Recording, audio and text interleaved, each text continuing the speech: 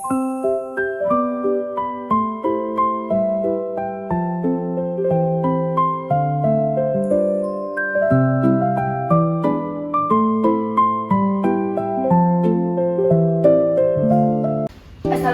warahmatullahi wabarakatuh. Waalaikumsalam warahmatullahi wabarakatuh.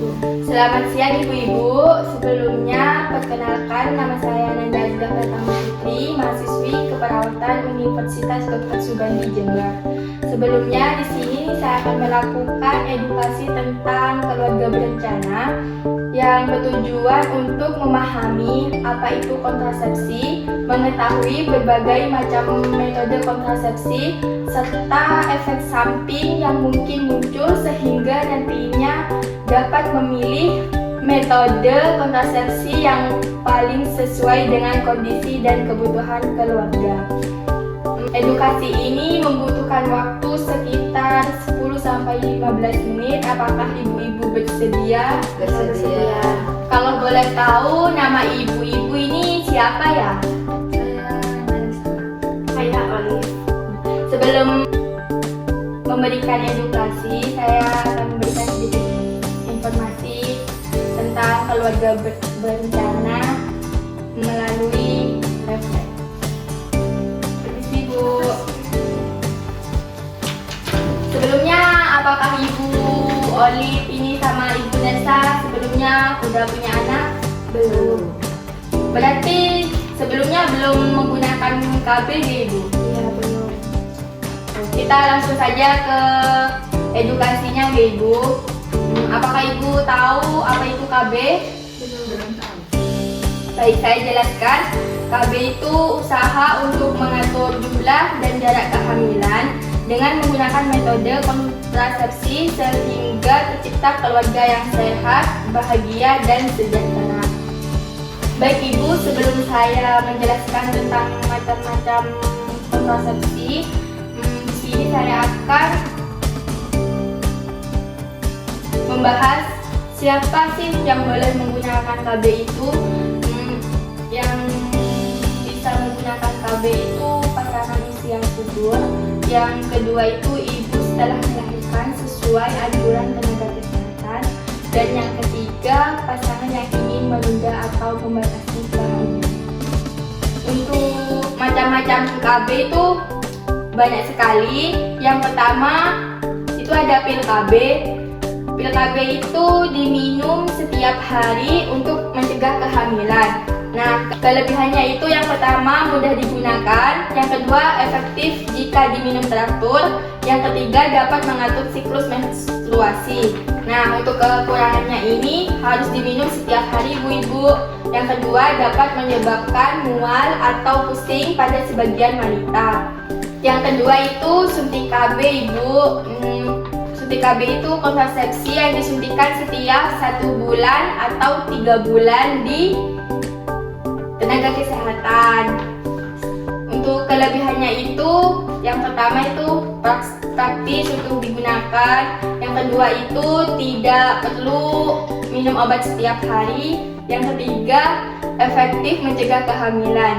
Untuk kekurangannya itu menstruasi tidak teratur, yang kedua berat badan dapat meningkat. Untuk yang ketiga itu implan atau bisa disebut dengan susu KB. Itu batang kecil yang dipasang di bawah kulit lengan atas. Untuk masa kerjanya itu 3-5 tahun. Kelebihannya yang pertama itu sangat efektif, yang kedua itu jangka panjang, yang ketiga itu tidak mengganggu air susu ibu. Untuk kekurangannya itu perubahan pola menstruasi, yang kedua harus dipasang dan dilepas oleh tenaga kesehatan. Yang keempat itu IUD atau AKDR atau bisa disebut dengan spiral. Itu alat kecil yang dipasang di dalam rahim. Untuk masa kerjanya itu 5-10 tahun. Kelebihannya menggunakan IUD ini, yang pertama efektif jangka panjang, yang kedua tidak perlu mengingat jadwal penggunaan. Untuk kekurangan harus dipasang oleh tenaga kesehatan Yang kedua, dapat menyebabkan nyeri atau perdarahan ringan setelah pemasangan. Selanjutnya ada kondom. Kondom ini alat kontrasepsi yang digunakan pria saat berhubungan seksual. Kelebihannya itu mudah diperoleh.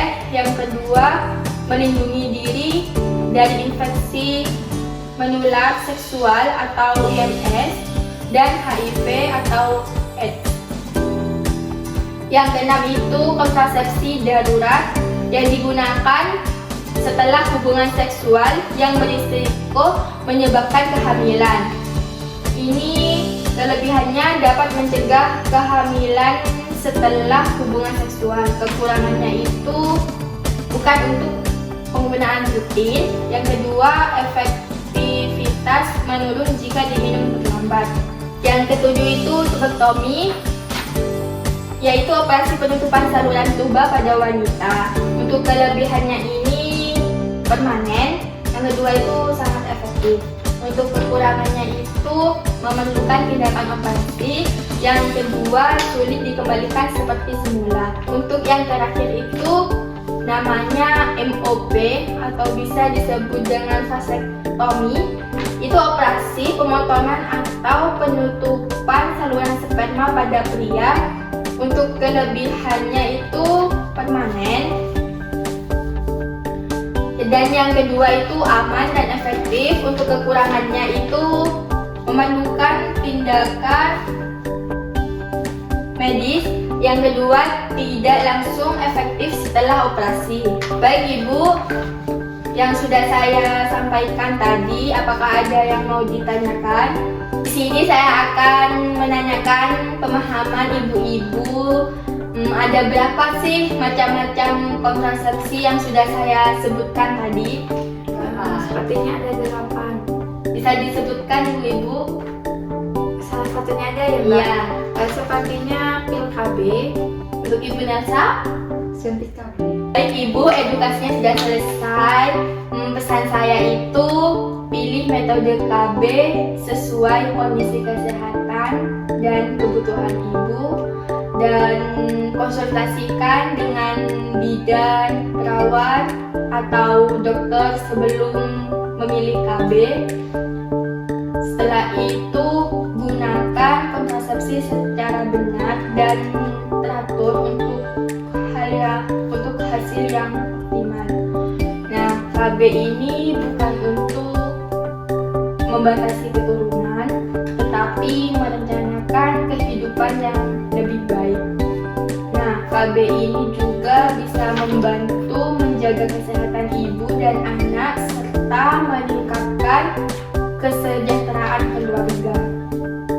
Dengan KB, pengeluaran keluarga lebih terencana, masa depan lebih terjamin.